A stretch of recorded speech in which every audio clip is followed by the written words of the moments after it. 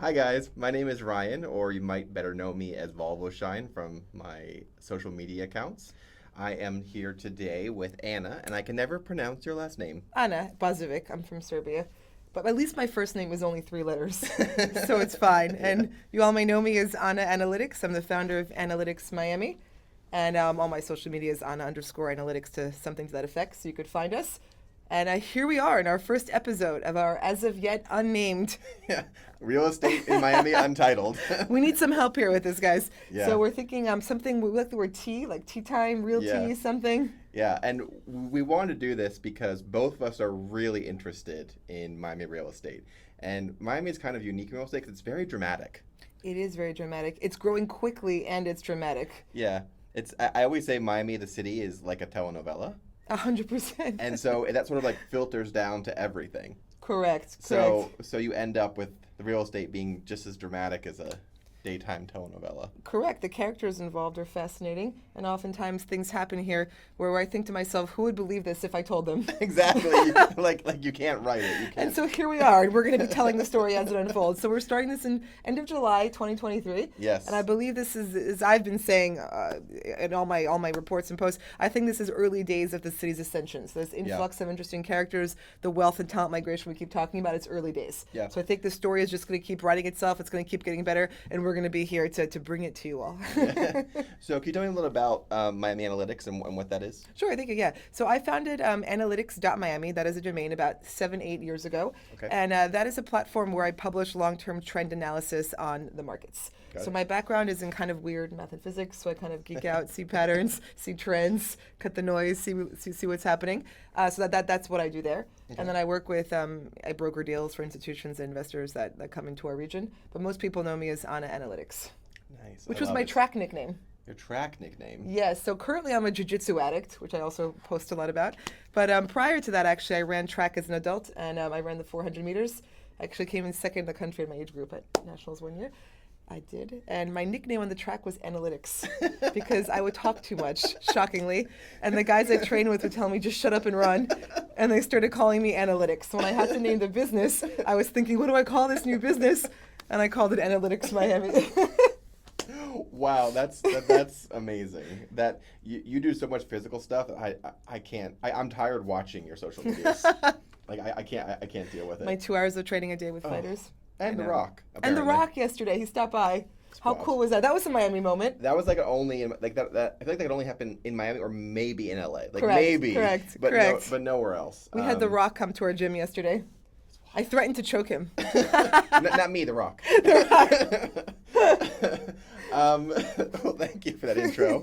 Tell us about yourself. Yeah, for me, I moved to Miami about 7 years ago. By trade, I do marketing, but my main job right now is I help run a co-working space called the Hub at Office Logic, where we are recording in this beautiful, It's an amazing facility, everyone, truly. in this podcast studio. So I get to help do that and get involved with Miami tech community and all that. It's a lot of fun.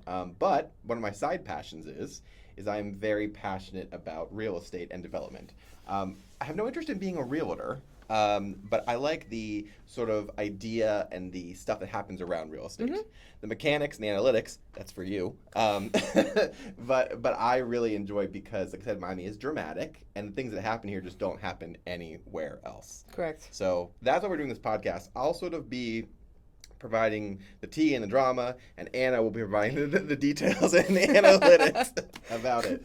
But yeah, we're gonna learn how this works as we go. We'll see. We'll take name suggestions. Yes, we I don't know. There's a lot of things like realty, something like that. Yeah. I don't We'll know. figure it out. Yeah. It'll come. This is such an exciting time to be doing this because I think that this shift that we're seeing in the nation has just begun. Yeah. And it's the momentum cycles are real. It's one thing I say over and over again. And people Yeah. think the president is sacrosanct, things don't change. There are periods in history of rapid change, and we're in one of them. And Absolutely. we're sort of here on the ground. We're going to be reporting all the action as it happens. I think it's just going to keep getting better and better. Yeah, and so just so you guys know, how the show is going to work is the first part of it is going to be us talking about news stories that have happened over the past couple weeks from various publications, the Next Miami, The Real Deal, Miami Today News, Miami Herald, all those places, and we'll sort of give you a little bit of insight around them.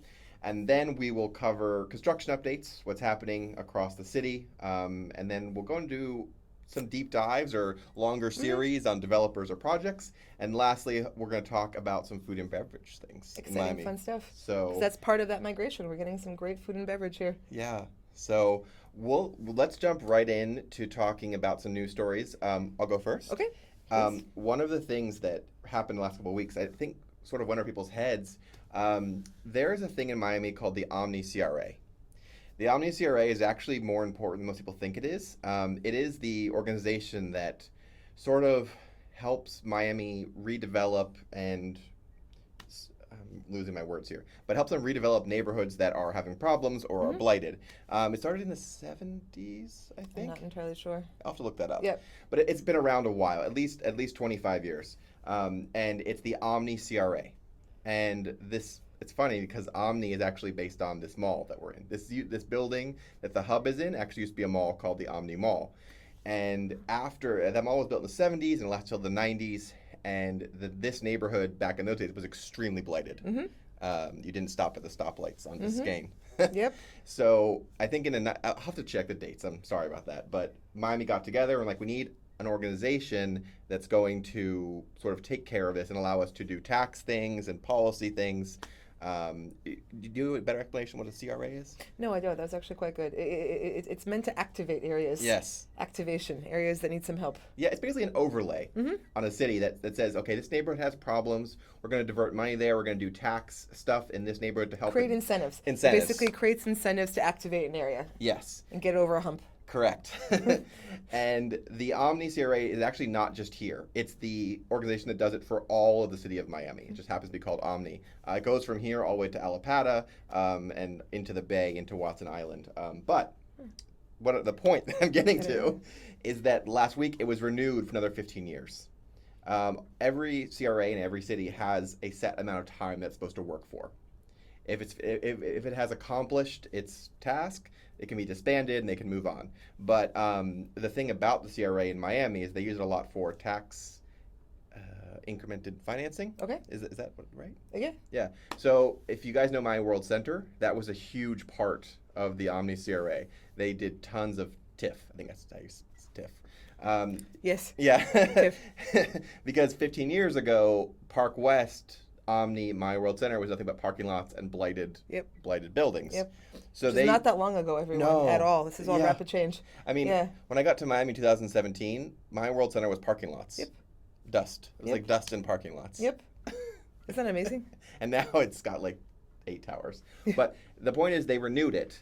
And we're going to figure out how to do visual aids with this podcast. I have to get more advanced about that. But the important area of this Omni CRA is from basically from 5th Street to I would say 20th, 20th, and all the way from 95 to the Bay. That's sort of the important area. Where we are at the Omni here, all around us is sort of undeveloped as of yet. There's a lot of empty lots, basically in the prime area of Miami. Super prime. We're super right prime. there in 15th and Biscayne. Yeah, and the development in Miami has sort of been coming this way, but other areas have developed first. Yep. Directly across the street from where we're sitting now is the Miami-Dade School District. That's directly across the street. You'll know the big, ugly buildings. brutalist buildings. But there is a project called Casa Forma. You heard of it? Crescent Heights. Yep. Yeah. Yeah. And the reason that the long-winded explanation I'm getting to is that Casa Forma is going to be built in the Omni CRA area, and it's going to provide offices for the Miami School District Board. So that will sort of allow the entire area around us to be redeveloped and activated. But Casa Forma needed that Omni CRA extension for the school board to move, and then you can reactivate the whole area. All these pieces had to fit. Yeah, they all had to fit, and this project's been going on forever, and there's all kinds of other legal things about it. But the Omni CRA getting renewed for another 15 years is really huge news. It's a great thing. Yeah. So, what news articles caught your eye in the last? All couple right. weeks? Well, we have we were just talking about a whole bunch of units being proposed here downtown by a New York developer, by RFR Realty. Yeah, that one's wild. By the Waldorf site, 2 blocks south. That's right. Yeah. There's over 1,000 units. What do I have here? 1,074 residential units, 252 hotel keys, and 1,013 parking spaces. That's wild. That is wild. And what's there right now is the Yves Hotel. Is it pronounced it Yves? Oh, YVES. Yeah. It's that building is actually really old. I think it's like 20s. It's been like re-facaded a couple of times, but it's old. But it's also not. I don't think it's historically protected. Luckily No, for probably them. not. Luckily for them, they don't have the South Beach problem of nothing being built ever. That's don't get me started on that. Yeah. So that lot is the Yves Hotel. It's the tower behind it, Okay. the old office tower. Okay. I think the parking garage to the south of it. Okay. So it's those 3 units or 3 blocks. That are being Yeah, and it's gonna be a super tall, apparently, from what they for say. that many units. Yeah. It would have to be. It's it's really funny. Like I think Bayfront Park is gonna be like almost like Central Park with all these like really super tall things right around it. Right on the park. Yes. Yeah. I could see that. I mean, in many ways, I'd say that currently buying either on parkfront or waterfront in urban core Miami is like buying along Central Park 80 years ago. Yeah, It's exactly. the early days of the city's development. If you can lock in something close to a park or close to water, Yeah. you're good. It's going to develop all around you. Well, that's what I always say. I tell people if you're buying a condo or whatever, and unless you have a historic park in front of you or the actual water, your view is temporary. Correct. Like Correct. that is like the golden rule of Miami. It's 100% temporary. And I have people come to me like, "Hey, I want to buy this building. I love my view." And I'm like, "What's in front of you?" Like, if there is anything except for those If it's two, a little shopping center, a low rise, that's going to change. This is all Miami 21 zoning. It's all going to go. People don't realize that. Everything could be a super tall at some point. and like you'll be looking at a concrete wall. Correct. So it's like that is why they're building these crazy super talls around Bayfront Park and Museum That Park. makes sense. It makes sense. They have permanent preserved views. It makes sense. And listen, if you could still lock in, make a land acquisition, whether it's a single family or whatever it is, waterfront or parkfront, in within the proximity of the urban core, truly it's like buying in New York 80 years ago. Yeah, it's wild. It's amazing. And today is Miami's 127th birthday. Today? Today. I didn't know that. Yeah. That's pretty awesome. Right. 127 years. But do you realize how relatively young that is? It's nothing. That's like And when he was talking about this being not so safe, so I have a funny story. I'm the Zaha Hadid Tower, 1000 Yeah. Museum. So hello, shout out to Greg Coven if he sees this, my friend, who's one of the developers. I'll send this to him. He took me up to the helipad while it was still under construction before the building was completed. Yeah. And then he built 10 Museum Park next door to it also, and that was the first one that was built on that corridor back in the last cycle, like Yeah. 2004 or 5, something like this. He sold it before the downturn, so he did good there. But he's from here. I think he's Okay. like 2nd or 3rd generation. And he was telling me that when he built Town Museum Park, that his friends who are from here were like, "What are you doing, man? They're just crackheads in the park." yeah. And that wasn't long ago. And now the whole corridor is super nice. I read that when Museum Park, it's had like 18 names since it started, Bicentennial Park and Right. all these names. I read that when they built the Metro Mover station there back in the 80s, it was only open for like 2 years and they closed it because the park was full of like crackheads and homeless. Right. And people were stealing like the metal things off the stairs, like the things you put on the stairs. Like selling them for scrap somewhere. Yeah. And now it's one of the most desirable neighborhoods. How amazing is that? In like 20 years. It's nothing. Like that is, I don't know. It just, It's a beautiful thing. yeah.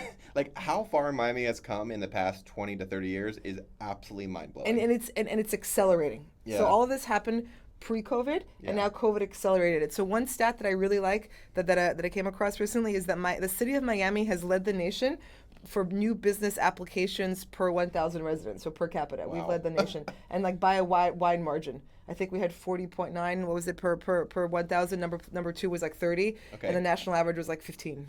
I did a post on it. So we've by far led the nation in new business applications, and that to me wild. is such a positive thing because when we're getting over this phase of being a city for retirement Yeah. or for shady money. What was it? You know what I mean? A bright Yeah. place, sunny place for shady Shady people, people. or just coming to retire or park money from Latin America. Yeah. That's not it. Yeah. When you're filing a business application, you're presumably coming here to create something. So we're getting that, and that's great Yeah. momentum. That's great momentum. So that the fact that we led the nation, to me, that was such a positive thing. Yeah, I mean, like, I think people have never thought of Miami as a startup city previous to COVID, but we're a city of immigrants. Yep. And what do immigrants do when they come? They start things. They start things. I'm an immigrant. I wasn't born in this country. Yeah. Yeah. And so it's like, but Miami is like the center of that. Yes. And now we're getting tech. Sure. Yes. Fine. Yes. But it's that people are just realizing it now. Well, now it has a name. Yeah, now it has a It's name. called startup. Yeah. Before it was a small business, like the mom opened up a Exactly. shop, opened up a hair salon, did something. Those are entrepreneurs. That's what the Yeah. city's built on. They just didn't know to call themselves startups. Yeah. That's what it was. But actually, Stripe, the payment processor, ranked us, the city of Miami, the fastest growing startup hub in the world. I think only behind Tokyo. I think it was for a 5-year period. And 10 years ago, we wouldn't have existed. Yeah, and that's one of the reasons I love Miami so much is it is all about growth Yep. in all ways. Yep. And I've lived in pretty much every major city on the West Coast, and they were all wonderful, and I enjoyed living there. But all of those cities, they all felt like they were sort of done. Yes. Not done, but like they were plateaued, capped out, whatever you want to call it, and they were happy there. Yep. For me, I can't do that. No. I have to be around things that are moving forward, and even if it's kind of a Chaotic. beautiful disaster. Chaotic. There's Yeah. chaos and growth. It's But chaos. there has to be. Yeah. To allow for unfettered growth and creativity, you can't be too rigid. It Yeah. has to allow for it. Speaking of crazy growth, I live on Fifth Street in downtown. Mhm.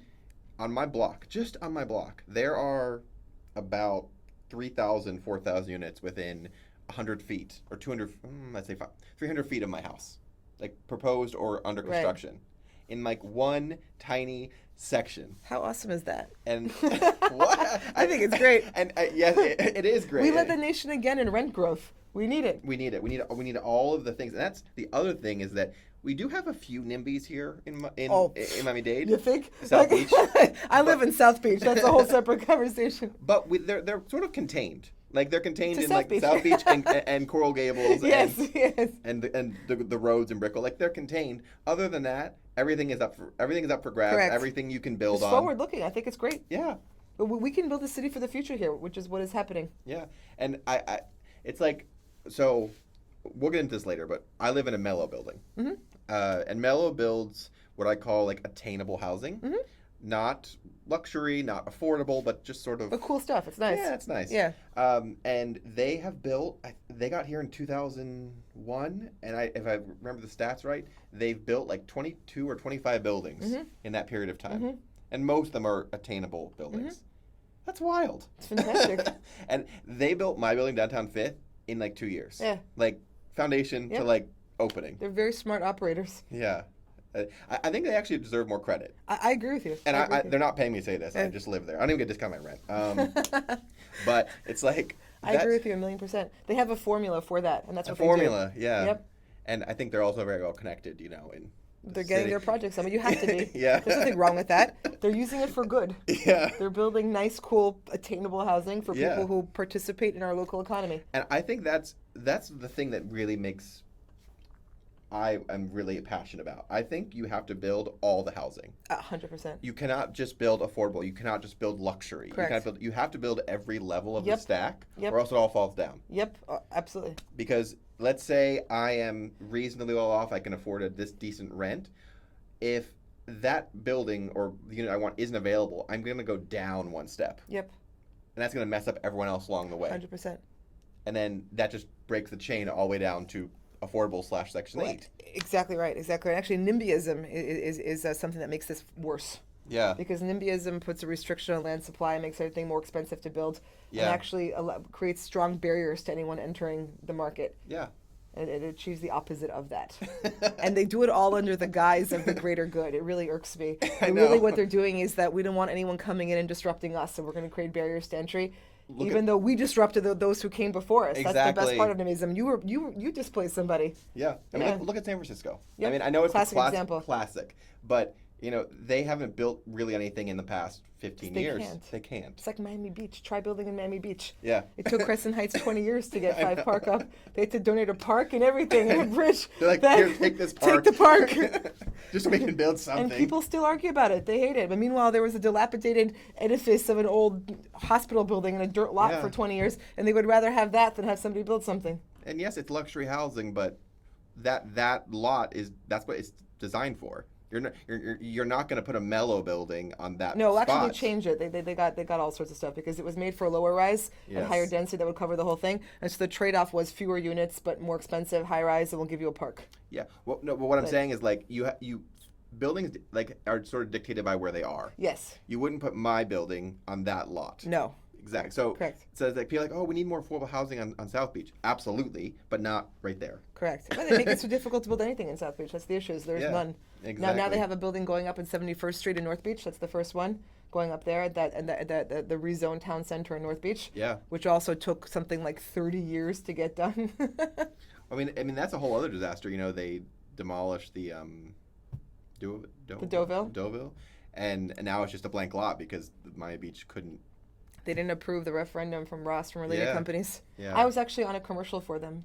Oh. advocating for that, but it I did mean, not pass, alas.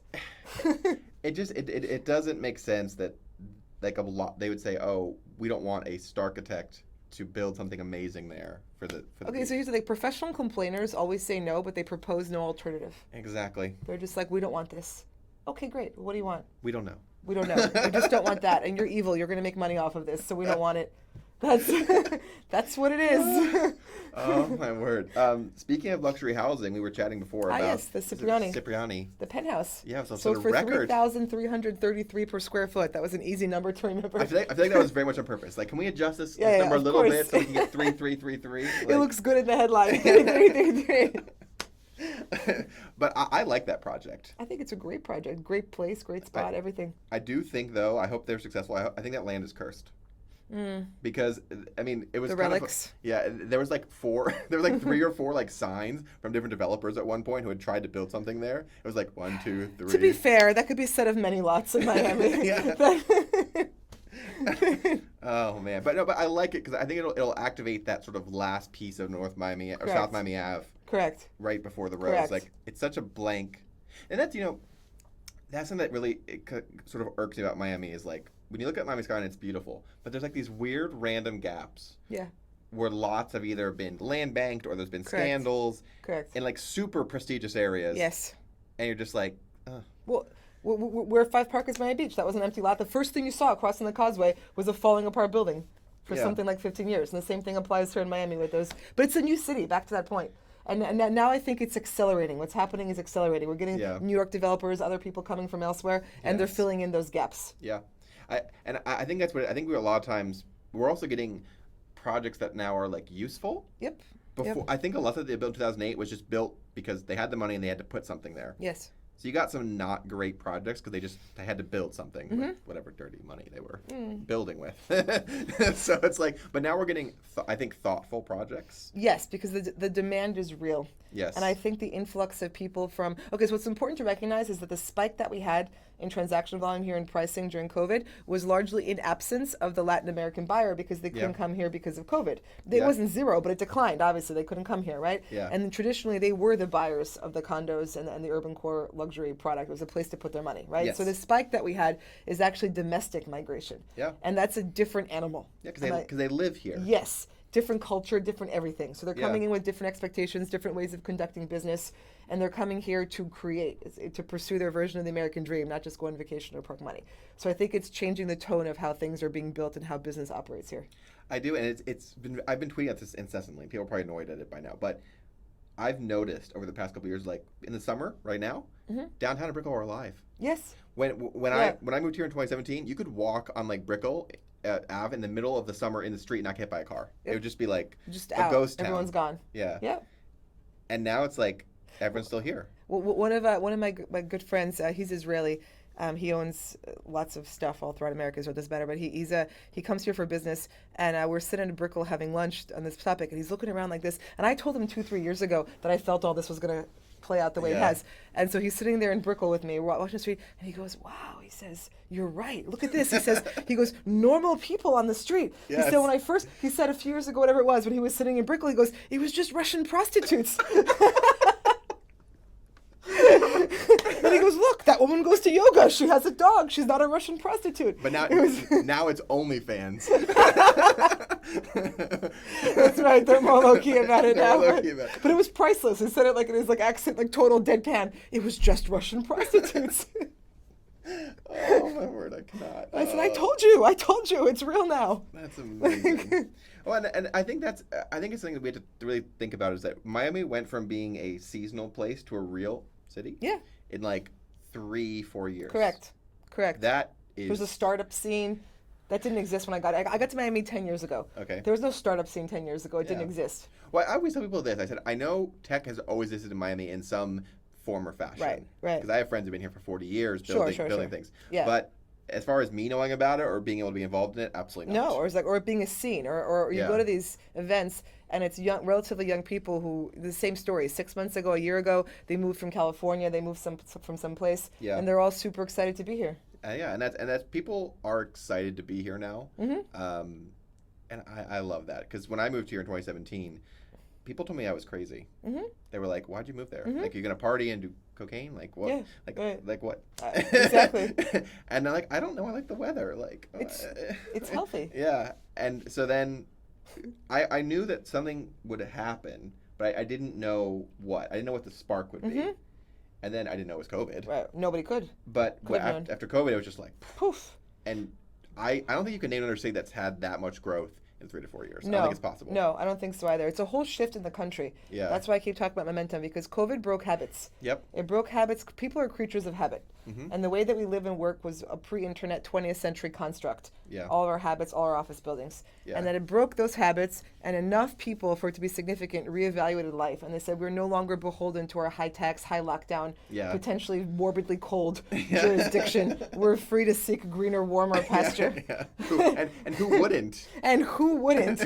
And so that's what it is. And now what's interesting is that from our feeder jurisdictions, like New York City, for example, or from California, 1% of the tax base accounts for over 40% of the revenues in those cities. Wow. And those people tend to be the ones who can move. And the IRS has data on this now, that it's the higher value taxpayers that are moving at a greater percentage intrastate than before. And we're getting them. Yeah. And that's feeding our positive momentum while feeding their negative momentum. It's so wild. And so another interesting thing about Miami and COVID is that Miami has something unique. What I think is, I call it a reverse downtown. Mm-hmm. Most downtowns, San Francisco, LA, whatever, they have more people working there than living there. Right. Chicago also. Yeah, they all have they have a ton of offices and not a ton of residential. Mhm. Miami, from forever, has been a reverse downtown. There's been a ton of people living here and not a ton of office or business. That's correct. Yep. So during COVID, when every other city emptied out, we filled up. Yep. Yep. We had the room to build for this new reality. Yeah. Because we are a new city. So it really worked out well for us, the timing of it. Exactly. Mhm. And then I think we were caught flat-footed because I remember when I first moved here and was looking at condos, I could get like a one-bedroom in Brickell for like $1,400. Those days are gone. Those are gone. And like a nice one too. Yeah. And the buildings would be at like 30-40% occupancy. Yep. Even the best times in season. And now most of these buildings are 80-90% occupied. And triple that price. And triple the price. I know. Let's do it too. But I think people say, "Oh, you're a victim of your own success." Yes, but we needed it. Like, Of course, it's the next stage of the city's progression. yeah, And it's a great progression. and I see people all the time say, "Oh, I wish the prices were still the same." And like, did you want Miami to stay the same forever? Like Right. not being a real city. Right. Like, did you want that? Like, You have to listen. You can't bemoan change. You have to recognize it and align yourself with it. Yes. Because with all of that comes opportunity. That's all part of the flow of wealth and talent. yeah, And so just recognize it and participate. Don't cry about it. Participate in it. absolutely. So I also want to chat. Let's chat a little bit about some current construction things that are happening. Okay. There's a lot. There's a whole lot. I'll say a few that I've seen, Okay. and then you can say a few. Okay. Do you? So I was riding my bike yesterday, and I saw that they are demolishing the old Heart nightclub, Okay. and it's for 11 Beyond. Okay. I didn't realize that the 11 Beyond was the lot included the old Heart nightclub. I didn't know either. Yeah, I thought it was just like that corner. Okay. So now it's gonna be like 11 Beyond, space in the middle, and then 11 on the other side, Ah, and they're then taking over and then all day and the coffee place, and then across the street there'll be 11 West. Oh, wow. So that whole like side of 11th is going to be 11. 11. How fascinating. Yeah, and it's interesting because they've sold out all the towers. I did hear some gossip though that the reason that they're building 3 towers, this is some tea, is that the first 2 towers are like super far over budget. Wow. So they did the 3rd tower to like cram all the costs into that one. Interesting. Yes, Maybe they got caught by rising construction costs and their materials. I don't know if they locked in pricing. Who knows? exactly. That's been part of the challenge breaking ground for a lot of projects. Yeah. Is the increasing construction costs, labor costs, material costs, all of it. Yeah, I mean, there's something. I feel like in Miami, there's only 2 ways projects go. They either are built in like 2 years in Mellow, or like 6 years plus. there's Correct. there's Either nothing, it moves, it moves, it there's moves, nothing it in moves, between. or it doesn't. Yeah. Yeah, And there's correct. normally like a scandal in there that's because of it. Like Aston Martin, didn't the contractor go like bankrupt or something? Something like that. And so they just were like stuck. And that was that family that was funding it. And what are the names? The Koto The family? Kono, yeah. Yeah. So my realtor, he was telling me that people are getting anxious, not anxious, but like annoyed because it's been like been in construction like 5 years. I feel They were like. moving at one point, then they stalled out. Yeah, Yeah, yeah. and who knows exactly what's happening. And then the last thing, construction thing that I was noticing is I'm very excited for Block 55 Okay. to open. That's in Overtown, Mhm. and that is Target, Bloomingdale, not Bloomingdale's, Bloomington Coat Factory, Oh. and Aldi, my favorite. Oh, there's an Aldi coming. Yes, right there. That's great news. Yes, right there. And it'll be That'll be so great for the neighborhood too. exactly. And that's the crazy thing is that neighborhood went from like a food desert Yeah. to having like all the options Yeah. in like 2 years. That's amazing. And also above it, there's 500 units for elderly affordable housing. Oh, that's good to hear. That's wonderful. Yeah. So I'm very excited. I'm an Aldi queen. I love Aldi. So I discovered Aldi when I lived in Switzerland. I go to Germany and go to Aldi, yeah. and then I realized they're in America. I Yeah. got super excited. So totally random side fact. There's actually two Aldis. Mhm. There's like Aldi North and South, Mhm. and they were brothers that couldn't agree on the like marketing or whatever, and so they split it. And so Aldi has like if you see the different colors, there's like a blue and a white one, and like an orange and a blue one. Interesting. What we have here in the U.S. is the orange and blue one. Oh, interesting. Yes. They had a little Yeah. family so, divide. Yeah. that's your fun That's fact. super cool. Yes. But back to the penthouse sale at Cipriani. Yes. So I wanted to point out why I think that's interesting. There's been a lot of data in the press about slowdowns in sales volume, right? Mhm. And when you look at the whole market, you say transaction volume, of course there is a slowdown. Yes. But it's important to recognize that the vast majority, the plurality of sales happen at lower price points, Yep. at or around the medium by definition, right? Yes. So when there's a huge decline in sales volume at lower prices, the overall market looks like it declined as well because Yes. there are far fewer sales at higher price points. So it's Yes. important to recognize that we actually have two different markets at play here. We have one that's benefiting from the wealth and talent migration, Yep. and you have one that is not. Yes. And the one that is not is the one where people are locked in because they have lower interest rates, they can't afford to. All that stuff has friction there, right? Yes. Now, when we look at when we subdivide the market and we look at price per square foot, which is why I remember that one sold for $3,333 per square foot. Yeah. When we start looking at higher prices per square foot, we're actually isolating down to new inventory because that's what's expensive per square foot, the new Yes. stuff. And what we're seeing is that sales volume past various thresholds, 1 to 2 or past 2,000 a square foot, is like many multiples higher, like 400 or 500, even 9x in some submarkets higher than it was pre-COVID. That's wild. It's a little crazy. We've had it last year, especially in the peak year. We had more sales in a given month past those price points than we used to have in whole calendar years. And so yeah. So while the overall market has no inventory and is shrinking in volume, Yeah. that this high end is quite literally it's in a new reality than it was pre-COVID, and that's that wealth migration coming in. I love it. And I think that's probably why Related is so gung ho to do the St. Regis there. It's 100%. It's astounding what the volume spike has been, both for single family and for condos. Yeah. A little anecdotal story: I had someone contact me earlier this year trying to find an off-market property at Surf Club, where they sold that in 2017 at around like 2,000 or so a square foot for those condos, I believe, right? Yeah. At the time, there was really nothing in the market for bedroom whatever it was. So I, being the weirdo that I am, I made a spreadsheet. I went through tax records. I stalked them about everyone who owned like a large 3 or 4 bedroom. And I was calling up. I mean, Wonder Woman has a unit in that building. I did not manage to speak to her, but Linda Carty does have a property. Linda. Has Wow. a property there. But the founder of Aldo Group, all these people, all these billionaires are in there. A lot of New Yorkers actually I'm also. gonna go find a sugar daddy or mama there. Okay? No, like seriously, like they're like that. That's Hi. and it was heavy cash. Oh, other point: the higher up you go in price, the higher all cash we are. Yes. Past 2,000 a square foot for condos, we were 93% all cash. Yes, and that Wild. building is like all cash basically. There are no mortgages filed. Exactly. It's just like hanging out in the lobby, be like, hey. So I don't want to fly commercial anymore. Okay. Like, hi. So listen, Call me. I would call them up and I'd be like, hey, I see in tax records that you purchased your property 2017, 18, whatever, at like $10 million. Would you sell like more than double your money, cash? And they were like, it's a little inconvenient for me to move right now. Yes, it's a little inconvenient for me to move right now. One is like, yeah, my wife likes it too much, this, that. I'm like, come on, man, we'll give you record price. Like, we'll pay over $4,500 a square foot, whatever it was. Hard no's. I got something like 30 hard no's. Wow. I'm not kidding. It's crazy. And so and all these people, it's that thesis. It's sold like this. It's Yes. all heavily domestic money, all cash. And that's all part of this like wealth gap divide that we're having in America too. And we're on the receiving end of that. Yeah. That's part of what's happening. I think it's something interesting also along with that money thing is I think the echoes of Surfside are going to be around for a long time.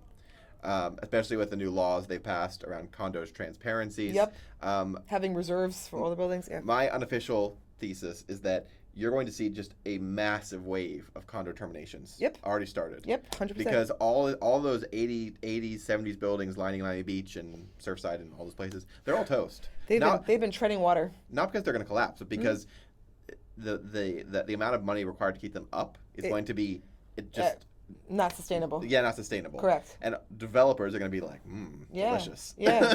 They're like boats. You just keep throwing money at them, but those structures are just not. Yeah. And I mean, like, I think the new law goes in 2024, right? Something like that, correct, yeah. So that's going to be just. And these people who are in those older buildings are maybe on fixed incomes, they're Correct, like a lower income. They can't. They can't afford to spend like half the appraised value of their property on assessments. No. And I think basically all of Millionaires Row Miami Beach is basically doomed. I agree. Like, it's all doomed. I agree. And it might not all hit at once, but it's coming. It's coming. It's coming. It's going to be really. And the professional NIMBYs will have to get over it because I know. it's not a tenable situation. So, moving on to the next segment, let's talk about some food and beverage things. Okay. So you told me that you had some you couldn't eat recently. Right. So I had to weigh in. I had to get my fat butt in a scale and get publicly weighed. Hey, anyone needs to go on a diet? The prospect of getting publicly weighed and having your weight documented, that's the way to curb those cravings and those late night snacks. It's better than Ozempic, right?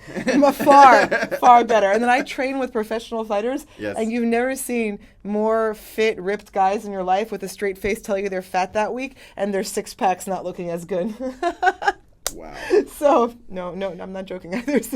Well, I'll say the food things that I have been interested because I enjoy food. So now we're gonna hear what I can now go and eat. He's gonna tell me. So I think my favorite so far has been Julia and Henry's. Mm-hmm. It's a 3-story food hall on Flagler, and it has like 30 options for food.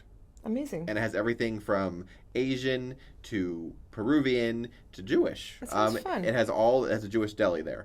It has all the options, and there's bars. You can get champagne and walk around. The great thing about it is it's not pretentious. A good food hall should be fun. You're not there for pretension. You're there to have fun and be able to sample all sorts of cool things. But it also has to have enough variety that people understand it. Like, I don't know if you've seen the food hall that Brightline's been trying to do for like 3 years. No. It's called Citizens. Okay. And yes, I have seen it. Yes. And it's failed. They've done 2 versions of it, and both of them have failed because it's so high concept, and so not approachable that people are just like, "What is this? What is this? What is this?" It's because it's a great location, but they've just failed. Julian Henry's has everything from like random fries to like waffles to like burgers. Like, sounds fun. It's very the food is good. Okay. But it's like approachable. I love it. And we were talking earlier about Time Out Market. Same thing. Closed, but I only went there twice. I didn't live in South Beach. I went there for an event because it was free. Yeah. But after that, I never went again. No, same. It's like food halls. You have to get that mix of great food, but also approachability. Yes. So, and then also a couple other food things that I saw. There's now Jerk, J-R-K. Jamaican in downtown by Flagler in the courthouse. Sounds cool. It is. And then there's also a new Vietnamese place, which I am totally blanking on the name, but it's also right there by the course. That's exciting. Lots of good food places happening in downtown. Yes. I'm very long-term optimistic on downtown. Me too. I think downtown's trajectory has just begun. I think Brickell is great, but I feel like Brickell kind of is already built. Yep. But downtown is now emerging, and all this cool stuff is coming. Exactly.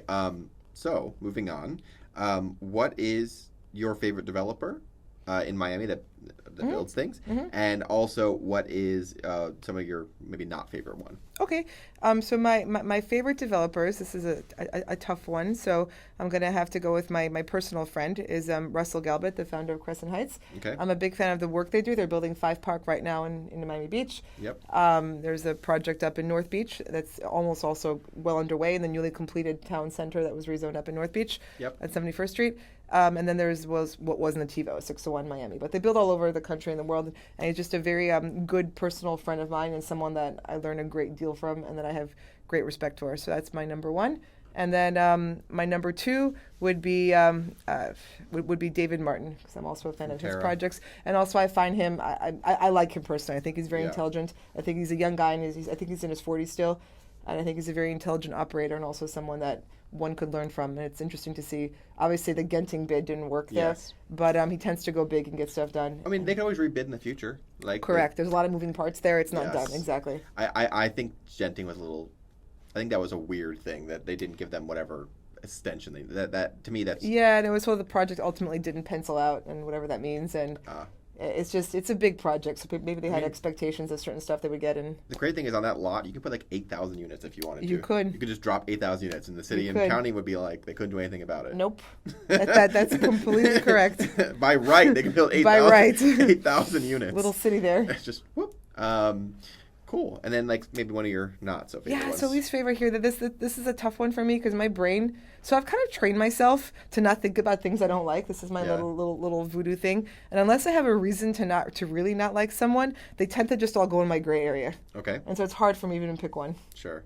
It's the same to me. Yeah. There's like a bunch that are kind of like there for me, but then my brain doesn't even go there. So I'm Okay. giving my political answer.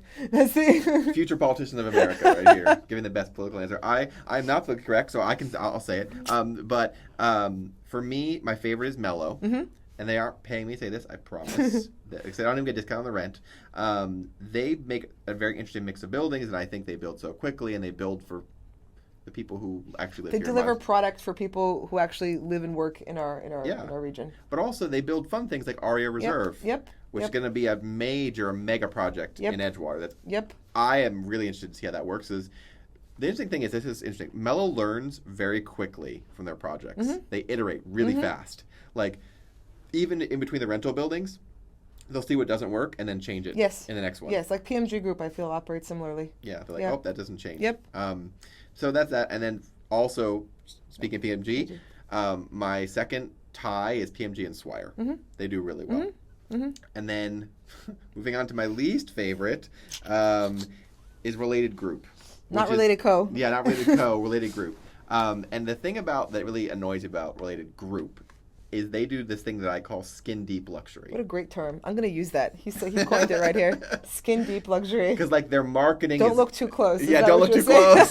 close. like their marketing stuff is gorgeous and like the vibes. Good from afar, but what's that? The Picasso. Yeah, good from afar, but far from good, like something like that. But anyways, I don't have anything like personally against any of the people. It's just they build. They know what they're building for. They build for people who don't live in Miami and are going to have an investment and rent it out. Correct. And this is a known thing. Everyone knows that their Yes. quality of a final product is lacking. Yeah. I was like, I have clients who bought a penthouse at Murray, and the wife is an interior designer, and she was quite amused by what they consider luxury finishes and luxury Well, product in that. It's not only the finishes, but like if you look at the Paraiso district, they finished that in 2017, 18. And you go look at it, and like the concrete is like cracking. Everything. It's everything. And it's just It's like everything. And there has, I want to say this.